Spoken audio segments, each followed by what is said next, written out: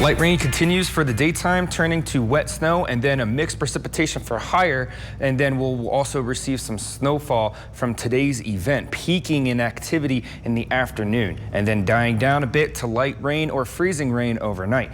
Winter storm warning in effect for this location, Island Park on over to the central mountains, the southern portion until tomorrow morning. But again, the peak coverage, peak intensity will be during the daytime today into the evening. Winter weather advisory for western Wyoming around Driggs, also for the Bear River Range, also until tomorrow morning. 3 to 6 inches of snow, up to a foot if you're above 7,000 feet. Avalanche warning back on the map for Island Park, Yellowstone, down towards Warm River in the northeast Idaho corner. So avalanche warning, beware of slopes that are 30 degrees. Also watching for avalanche watch. Not quite yet a warning status, but again, avalanches can be triggered both artificially and naturally here and run long distances. Snake River Plain temperatures will be in the 40s. We'll have a couple more days of staying in the 40s for us in Pocatello and our friends here, and then we will get very cold for a very cold weekend. These are your snowfall amounts for the end of the day. Central Mountains 2 to 4 inches on average, but again,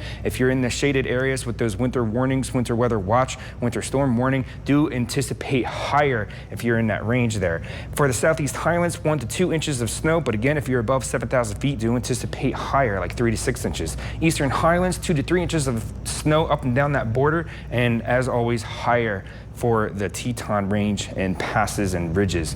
Snake River Plain for the overnight time frame, especially in the northern portion of the Snake River Plain, freezing rain is going to be a threat again due to our temperatures hovering around that freezing point, 32 degrees. Central Mountains, also a threat of freezing rain too, and these are your accumulations for the day today of Monday. Southeast Highlands, 1 to 2 inches of snow and also freezing rain, a threat, as well as the Eastern Highlands and Western Wyoming. Do beware, freezing rain. A little bit more solid for these temperatures right here, but still possibility is there. So our last few days of winter weather is due to this low pressure has moved off now. This low pressure really affecting, causing a lot of news headlines as well for the Bay Area and on up north, affecting the coast. That's bringing us moisture. So we technically have a warm front affecting us right now, which is the reason for continuous light precipitation.